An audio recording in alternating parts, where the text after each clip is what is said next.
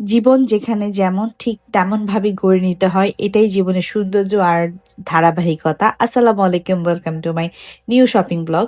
তো আমি আর মমি চলে যাচ্ছি শপিং করতে। অ্যাকচুয়ালি শপিং করতে যাব এটা বলা ঠিক হবে কিনা, আমরা অ্যাকচুয়ালি যাচ্ছি বাজার করতে।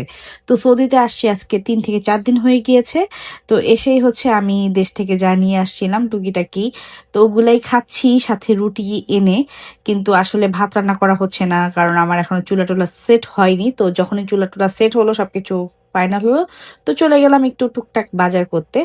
আর এখানে আমি যেখানে আমি আছি তার পাশেই আমি একটা সুপার মার্কেট আছে, নিচতলায় হচ্ছে গ্রোসারিজ আইটেম থেকে শুরু করে সবকিছু এখানে পাওয়া যায়, একদম পারফিউম টারফিউম সবকিছু সবকিছু।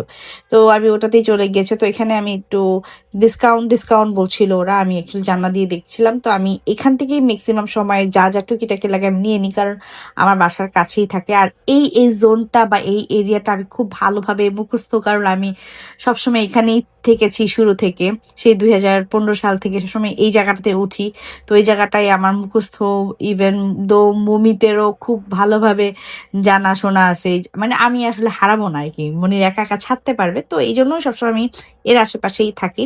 তো এটাই হচ্ছে কথা, জীবন যেখানে যেমন ঠিক তেমন ভাবে গড়ে নিতে হয়, এটাই আসলে জীবনের সৌন্দর্য। আর এই ধারাবাহিকতায় থাকলে জীবনটা আসলে সুন্দর হয়ে ওঠে, আলহামদুলিল্লাহ। তো এখানে আমি একটু কোকার্সের জিনিস দেখতেছিলাম, কারণ দেখলেই হচ্ছে ভাল লাগে, কিনি আর না কিনি। আর পারফিউম তো আমার অবসেশন।